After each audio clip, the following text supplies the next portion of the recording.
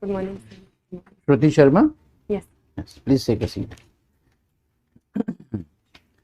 So, Shruti, tell the panel about yourself, your academic qualifications, your work experience, if any, and your main hobbies, very briefly. Okay, sir. So my name is Shruti Sharma. I have been a student of history. I was born in Bijnor, educated in New Delhi. I completed my graduation from St. Stephen's College, and currently I've just started my post-graduation in sociology from Delhi School of Economics.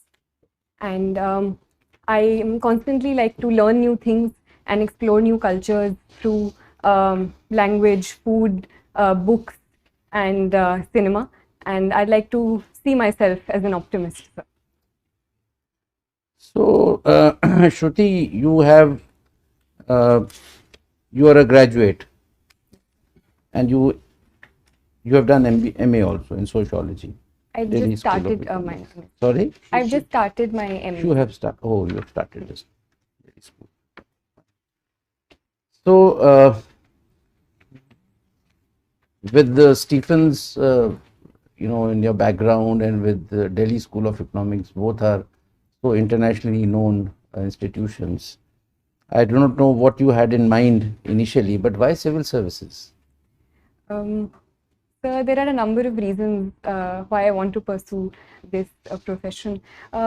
Firstly of all, sir, I believe that I have had a certain privileged background, and therefore I always wanted to do something in which I could give back to society in some way and bring about some sort of change in people around me and give other people an opportunity to have the sort of privileges that I have had, sir. Secondly, I believe, sir, that on a personal level, I believe the diversity and the scope that these services provide can be an avenue for great personal growth and an avenue for learning a lot, which it would provide me, sir. Okay. So, Shruti, you are from Delhi. Now, how the safety of women, the perception about safety of women, has changed over the last, say, about 10 years, ever since Nirbhaya happened? Yes, sir. So the Nirbhaya incident was a turning point in terms of the global discussion that happened around Delhi regarding women's safety. So, in a sense, it was a turning point, and a very bad incident set the precedent for a lot of good steps that were taken post that time period. So, a number of steps have been taken since that time period by the union government and the Delhi government in that regard, ranging from the Nirbhaya Fund to certain steps by the Delhi government to increase CCTV coverage and reduce dark spaces, to also increasing scope for better mobility for women, be it in the space of women marshals in the buses at that point. So I think a certain progress has taken since that time period. Shruti, have you heard of a matter going on, Hindu minority status? Yes, sir. So I just recently What is read the in the issue, news. if you can just throw some light? So, in the limited knowledge that I have currently, sir, about the topic, it is about the authority of the state versus the center in deciding the status of minorities with respect to religion. So there have been certain cases, as far as I recall, sir, such as the TMA Pi case, which talked about whether the minority status can be decided on a state level in terms of religious minorities, or it can only be decided in terms of the central government. So I think that is the issue. No, but this is primarily related to Hindus being given minority status in those states where they are in minority. Presently, even if suppose in the case of, say, Punjab or JNK, right, Yes. where Hindus are in minority, but the actual minority status is given to those who are in majority. So Yes. a PIL is in Supreme Court. Yes, sir. The center has asked Supreme Court to consider this, that we would like to give minority status to Hindus in those states Yes. which I have mentioned. Now, since I have already given you an idea, what are your views about it? Um, so, the Constitution of India does protect the status of minorities in India as a whole. And so I believe if for certain purposes and for certain positive reasons, the Supreme Court does decide to give minority status in a particular state to reduce atrocities against certain sections within the state, it can be a positive move. Viren sir?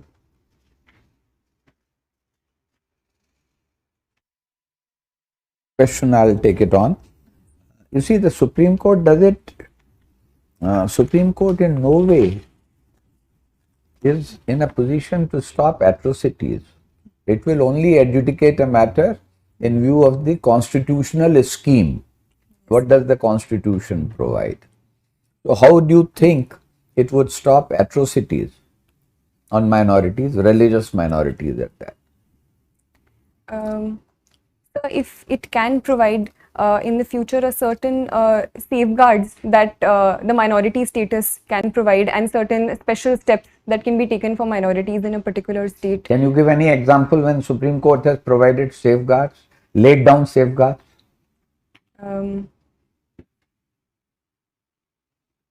You heard of Vishakha's case?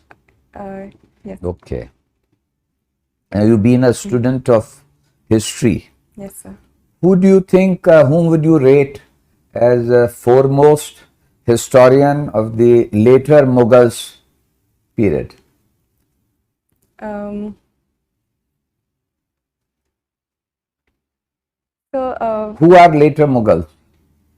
So I would say the period after the so-called fall of the Mughals or the decline of the Mughals, so post Aurangzeb, so would possibly be regarded So you as the think later Mughals. beyond Aurangzeb are the later Mughals? Yes, sir. So which are not considered so high and mighty in the course of their achievements. Okay. Recently, there has been a talk. Certain people feel that there is a need to review and rewrite India's history. What is your take on that? So I personally believe that the writing and rewriting of history has been a continuous part and parcel of history since time and forever. And I believe rewriting of history is always a positive step. But at the same time, I believe this rewriting should be based on certain facts that history recognizes and the range of sources that history as a discipline recognizes. So if the rewriting is done in that regard, it can only lead to more positive debate and discussion in the long term. What do you understand by Warsaw Pact? So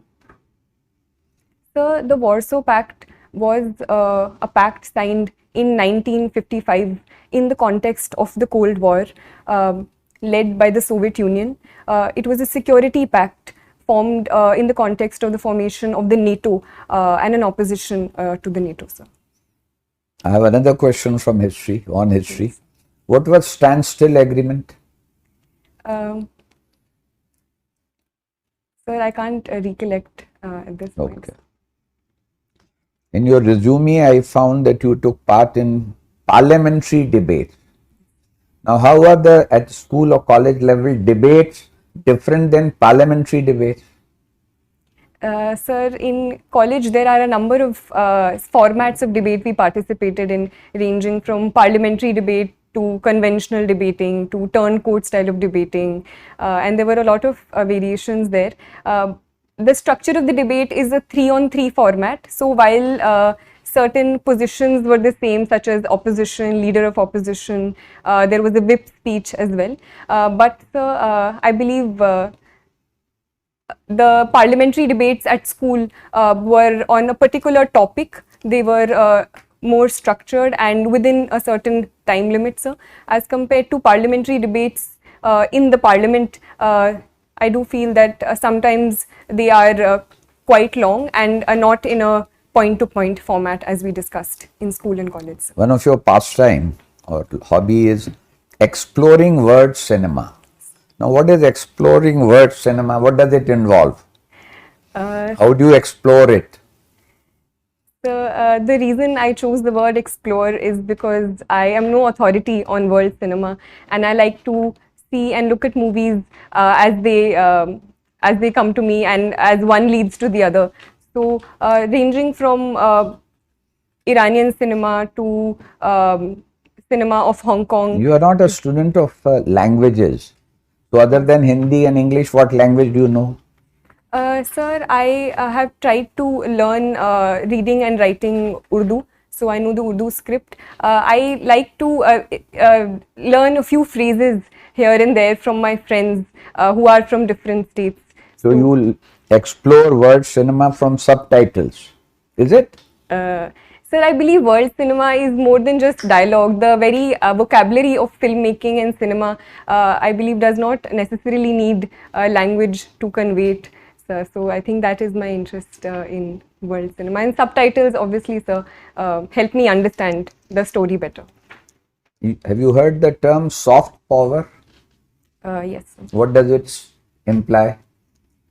So soft power is usually used in opposition to hard power, where hard power talks about a certain military might. Soft power, on the other hand, is the influence of culture and other aspects in increasing the might or the influence of a certain country or power over other powers. So cinema can also be one example of Any other illustration of soft power in context of India?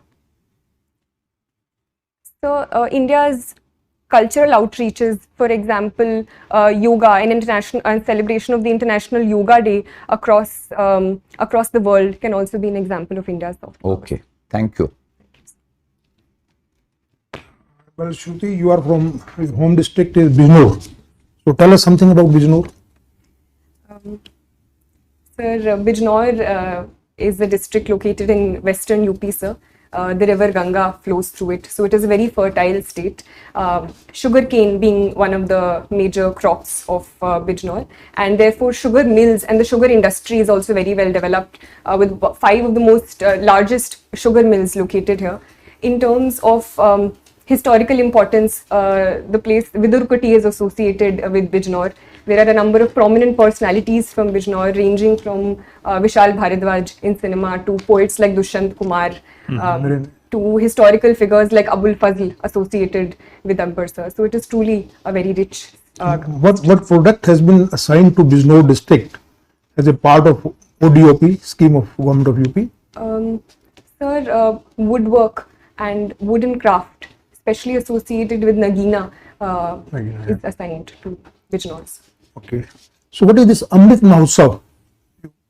We keep hearing about Amrit Mahotsav. What is this Amrit Mahotsav? Now the whole country is celebrating Amrit Mahotsav.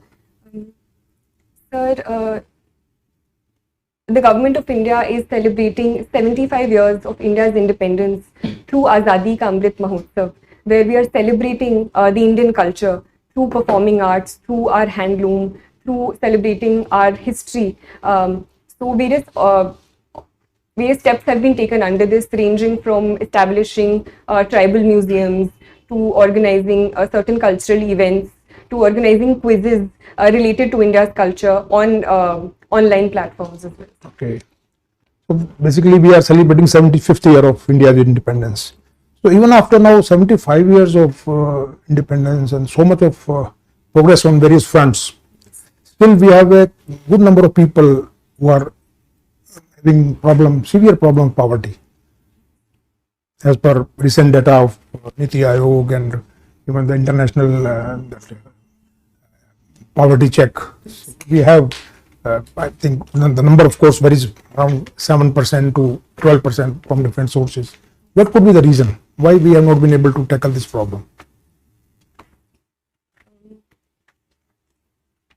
So, I believe that a lot of progress has happened since the time period of India's independence, where close to 60 to 70% people were below the poverty line, to currently today, where close to 20% are considered according to the Tendulkar committee report. So a certain progress has taken place and the progress is ongoing, sir. But simply because of the huge challenges associated with such a large country, with such a huge population, and the over-dependence on agriculture to a certain context, I believe, has been responsible. But government steps are ongoing to reducing these hurdles by taking steps in the realm of industry, in the tertiary sector and other spaces.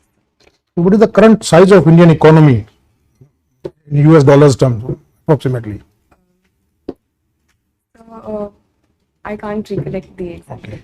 So we have set a target of 5 trillion US dollars economy by 2024-25.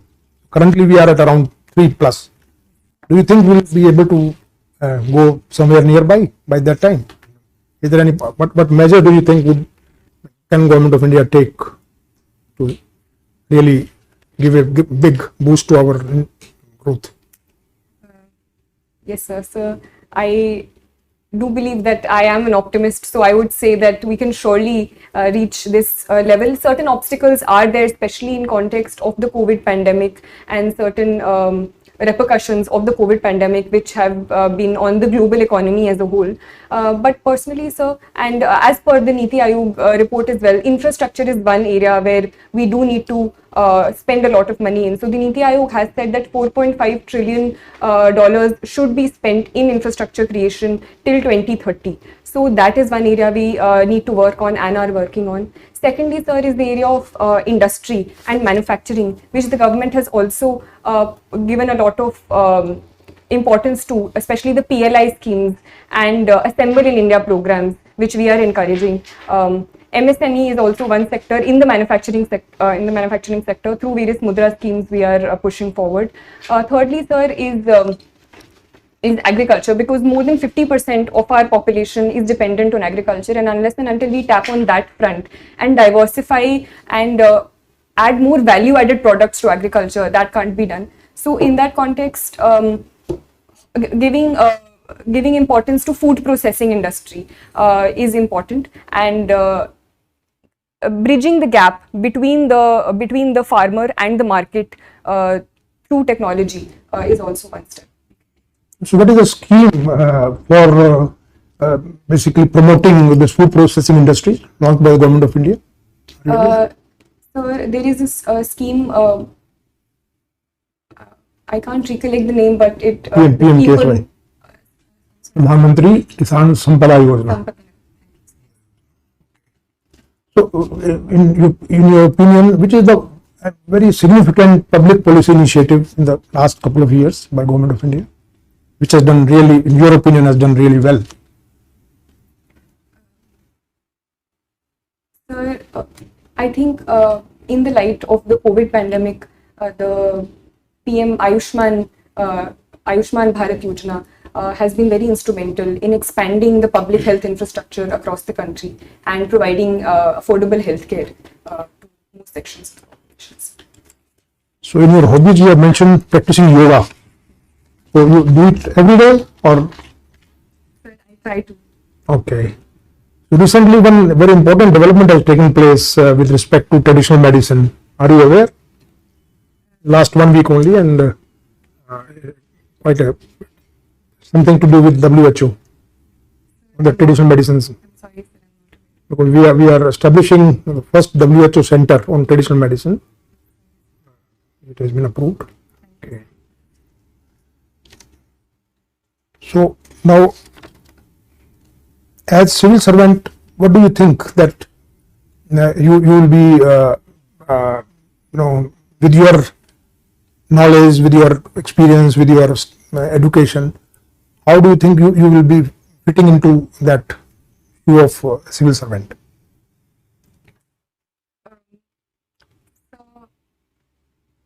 Sir, as per my background, I feel that my background in history can help me understand present social realities in a more wholesome way, and therefore solve them using that background of history and the social sciences, sir. So firstly that. Secondly, sir, I believe I think I do have an ethic of dedication towards my work, and personalized work ethic, where I'm able to stick to deadlines and perform work in an organized manner. So that I think can help me, sir. Thirdly, I believe, sir, that I like to work in teams, and I have good interpersonal relationships with people around me, and I have been told so. So that also I think can be an asset. So have you any experience of working in a team in your college or university days? Yes, sir. I was in school. I was in the student executive, and I was appointed as the secretary of cultural affairs. Okay. So we organized all school events and participated in and organized all the events during the entire school year. Thank you. Shruti, you are a student of history Yes, sir. and you have sociology, you're studying sociology. What was your optional paper in the exam? It was history, sir. It was history. Yes, sir. Okay. What stand has India taken on the Ukraine war? So India has taken multiple stand on the Ukraine war. It has taken a very assertive stand in first and foremost condemning the violence perpetrated by both sides. So, and it says that it is bound by the UN Charter and stands for UN Charter and territorial integrity and sovereignty of any nation. It has also been talking to both sides and arguing for and asking for a position of dialogue and diplomacy to solve the war and complete cessation of conflicts. What is India's voting record in the UN Security Council and General Assembly? Sir, I'm sorry, sir. In the context of the Ukraine war, so India has abstained from any resolutions by either of the two sides condemning the other. Sir. Is abstaining meaningful, or does it mean that doesn't mean anything? Sir, in the context of India, I think it is a meaningful stand, and it helps India maintain its strategic autonomy on the issue and upholding its national interest in both cases, at the same time providing itself an avenue for talking to both sides simultaneously and not antagonizing any of them. Do you think India's relations with Russia, those relations with Russia are also a factor in this decision? Abstaining? Sir, I believe that India has categorically condemned the violence that is happening. So that is a constant thing which has led to this decision. But at the same time, it has also abstained in the context of making sure that it does not antagonize both sides and at the same time maintains its strategic interests. So. Why is the US so keen to expand NATO to include Ukraine? Why?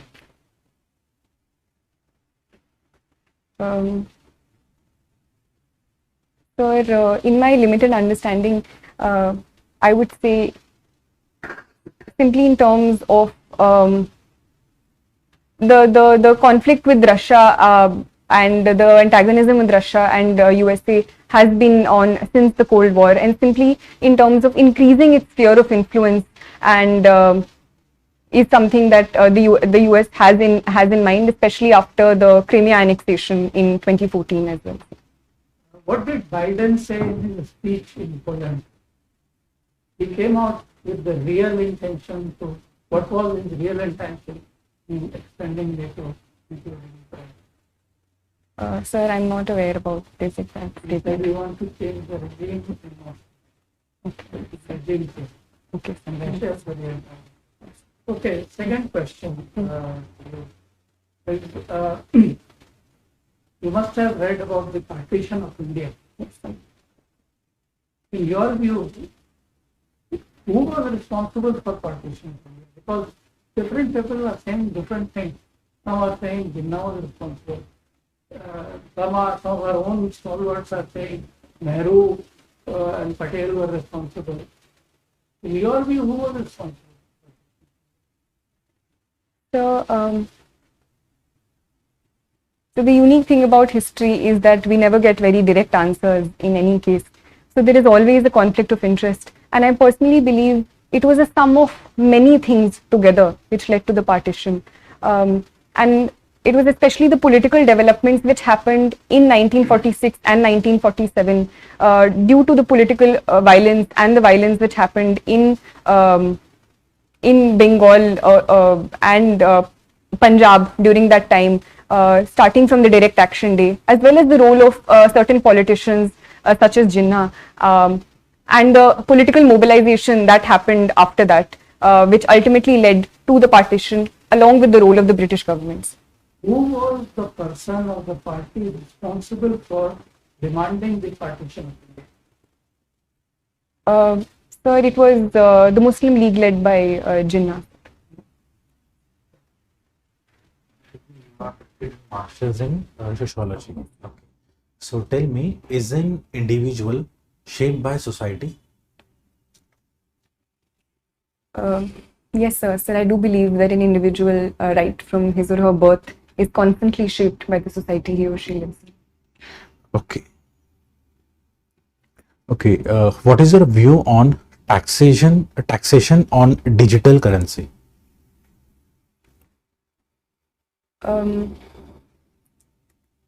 So this was a step that was taken in the context of the current budget, and where cryptocurrencies have come under taxation, sir. Sir, I think it is a good step in terms of bringing into ambit and increasing a source of revenue for the state for a reality that is increasing around the world, and so it is an area which was not under the ambit of state taxation. So I think it is a positive step that this area has been brought under taxation. Okay. You do not seem to be very keen on joining police services. Any particular reason? Sir, I would like to join any services where I have been provided an opportunity, sir. But since I was provided these options, as compared to the other services above it, I personally feel that I am temperamentally more suited for the other services, and I've talked to other friends, and it also involves arms training, and that I would personally be less comfortable with, but I would be overjoyed if I get to perform in the services, and I would do it to the best of my abilities. Thank you. I pass on to Chairman, sir. Shruti, we have asked quite a few questions Yes. so far. Any question which we may not, any topic which we may not have covered, or some topic which may be of your choice, you would like to ask the last question from the subject of your choice? The poetry is something that I So really- poetry, tell me which kind of poetry you recite or write, English, Hindi? Sir, I like to read Hindi, English, as well as Urdu poetry, sir. But one of my favorite poets recently is Sarveshwar Dayal Saxena, sir. So tell me, how have poetries helped in the India's freedom movement? The poetry is a very potent tool in raising the motivation of people and raising the sentiments of people. So poetry has been a very important part of the freedom struggle as well. One immediate example that comes to my mind is Faiz Ahmad Faiz Subh Azadi, which was in association with the freedom struggle and the partition specifically. So thank you, Shruti. So Shruti, we have good 10 minutes for feedback.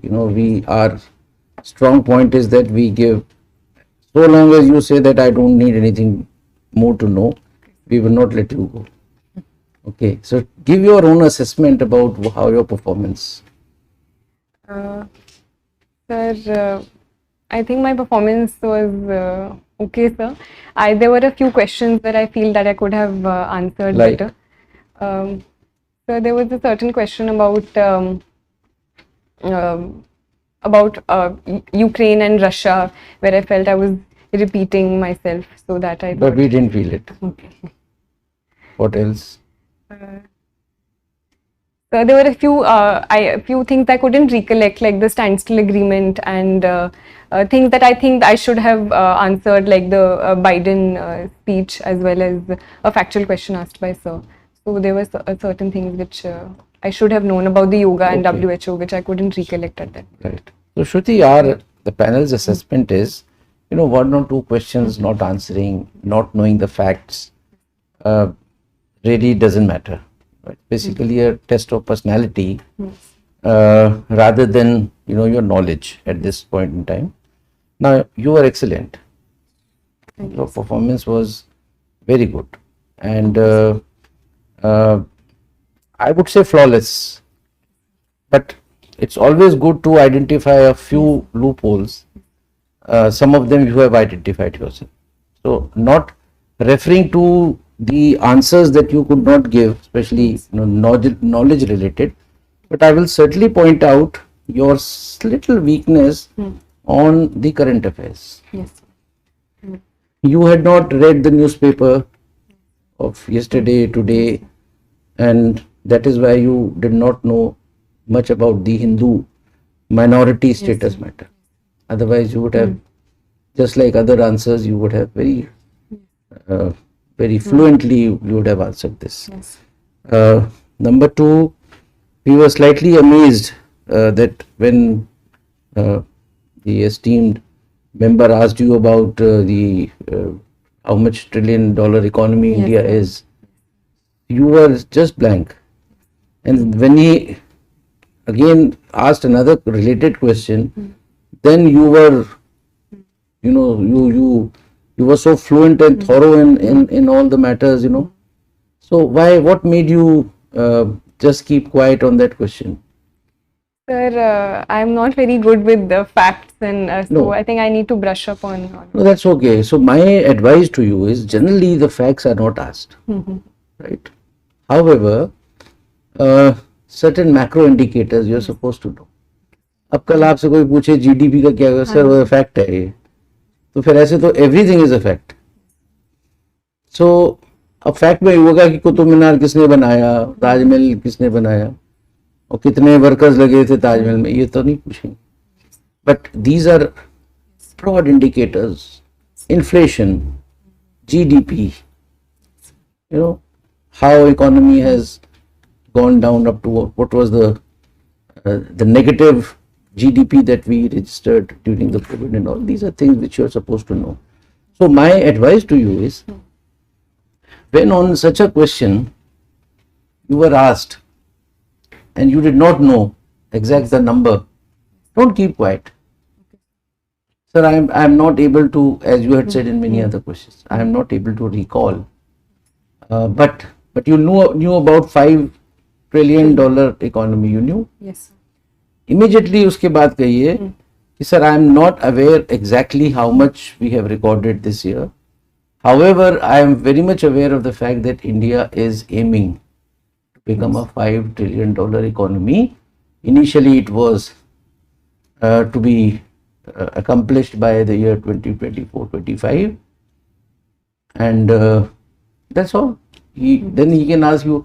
In fact, the basic idea about asking the question was not to test your knowledge as to how much is the. Yes. It was basically to know, because if you are not able to answer the first question, he need not go into the details.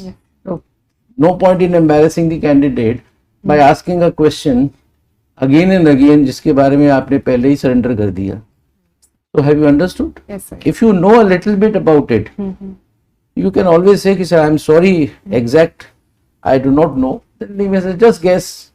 Now, that also would not be done. But even you cannot say somebody, I was told in the mock interview that you will not ask such a question. You can't.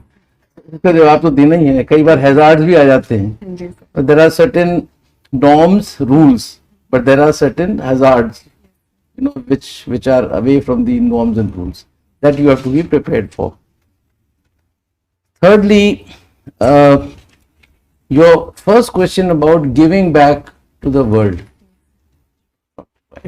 You mentioned 2 points. Yes. Giving back what I have accomplished, the privilege. Now, what privilege? You are just 24 years old. अभी तुम्हें दुनिया ने दिया क्या है? right? You can say when you are at the fag end of your career, maybe people like us who have retired, we are giving back to Child Academy, our experiences. So at this point in time, this answer is not apt. But second thing that you mentioned about diversity, you expand that a bit more, right? So public services, the basic difference between whether you are an academician, whether you are a corporate in corporate sector, when you have to choose the civil services, the first thing is that you are joining a public service. You're keen on public service. That is the uniquest part about civil services. तो public services में कई बार ये भी पूछते थे, public service करनी थी तो you should have become a leader, political, you should have join politics. Somebody can ask you. So you can, find an apt reply to that, but वो पूछेगा नहीं ज़्यादा. So these are the 2-3 things which otherwise in terms of communication, in terms of your body language, in terms of your confidence, in terms of your fluency and the use of words, Shruti, I must say that you selected such rightmost words, to explain your point. That's your strength.